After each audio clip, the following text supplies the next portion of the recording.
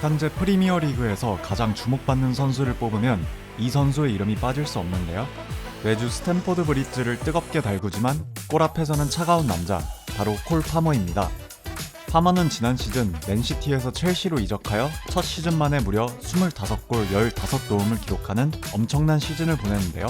최근에는 브라이튼을 상대로 전반전에만 4골이나 넣어 프리미어리그 사상 첫 기록을 세우기도 했습니다.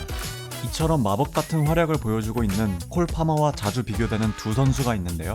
바로 맨시티의 필 포든과 아스날의 부카요 사카입니다.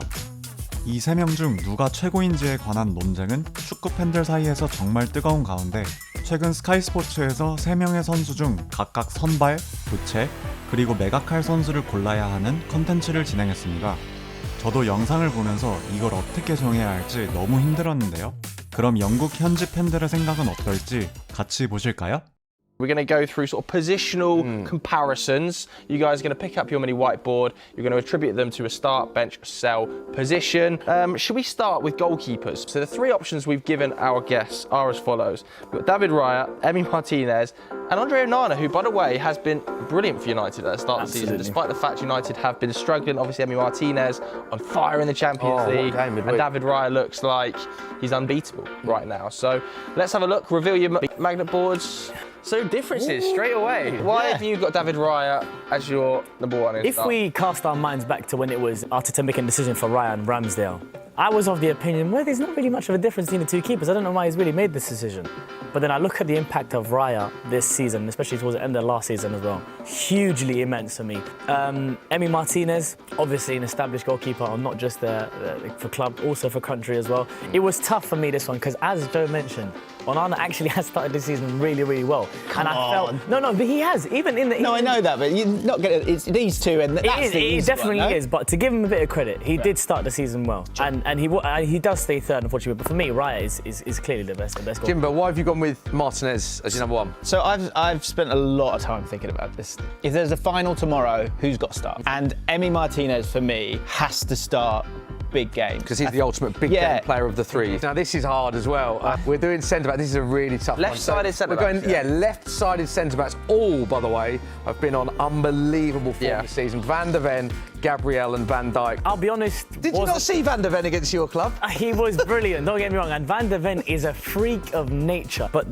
first of all, for me, Van Dijk was separately quite easily number one for me. I think Saliba is the better one out of the two, between Saliba and Gabriel. Okay. And I think Van Dijk is still, to this point, the best centre-half in the league. I actually had Gabriel there. But then I saw Van der Beek Virgil van Dijk on the bench, and I was like, he doesn't go on the bench. He has to start. Van der Ven can do stuff that the other two can't, but his passing, his long passing, he's still imperious. The clearances, winning every single header, and actually, I think if you put Van Dijk on those corners where Gabriel stands, I think Van Dijk probably scores some goals as well. So although a major impact and massively underrated, I can't get away from Van Dijk. Let's go to the defensive midfielders, shall we? Because again, we're basing this on this season. Gravenberch, Rice, and Caicedo. Wow. Oh wow. Based on this, total agreement. This is really interesting. This is so tough, and the reason why I say it's so tough because I'm not happy selling Moises Caicedo. I know how brilliant these guys have been for their teams, but just a word on Moises Caicedo. So underrated. Declan Rice, we know how important he is to his team and the amount of ground that he covers. We know what Declan Rice is, and this is what he's been doing for years. But this guy here, all I needed to see was that Ipswich game. This is my one to watch for the season for Liverpool. Right, next up, sorry lads, this I don't want to do this one. I don't want to. Saka, Palmer, Foden. Cole Palmer is absurd right now. And actually, when you look at the goal involvements overall since Palmer went to Chelsea, he's got more than anyone. If I'm playing a final tomorrow, I can't not play Cole Palmer. Who is the best player in the Premier League right now? Would you say it's Cole Palmer? Yeah, I think he is the best player. Cole Palmer. You know, but the creativity that he's showing, he's unstoppable. He actually could have scored 6 against Brighton. No, he genuinely. Chances he missed that were huge chances. The first player ever to score 4.5 in Premier League history, I believe I'm saying. For me, the way I thought about this is I can't justify. It's crazy to ask right now, doing it based on right now. Arsenal fans, I'm sorry. I'm sorry, guys. I'm sorry. But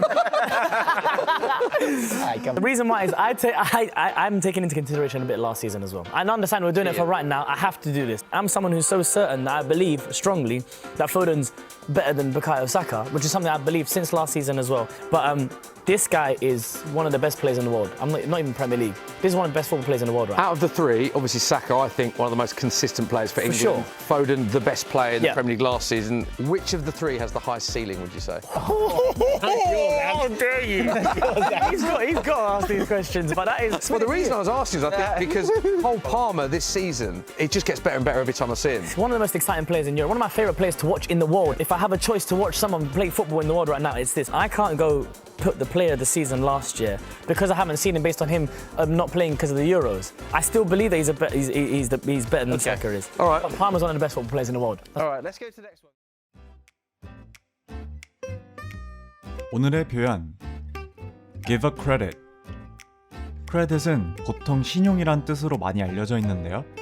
이 표현은 신용을 주다 라고 해석하기보다 인정해주다 혹은 괜찮게 봐주다 라는 뜻으로 사용됩니다. Although Manchester United didn't do so well in the start of the season, we have to give Andre Onana a credit. 비록 맨체스터 유나이티드는 시즌 초반에 잘하지 못했지만 안드레 오나나는 칭찬받아 마땅하다. Can you give me a little more credit than that? 그거보다는 좀 더 좋게 봐주면 안 되겠어? 그럼 이번에 알려드린 표현도 잘 기억하시길 바라면서 다음 영상에서 만나요.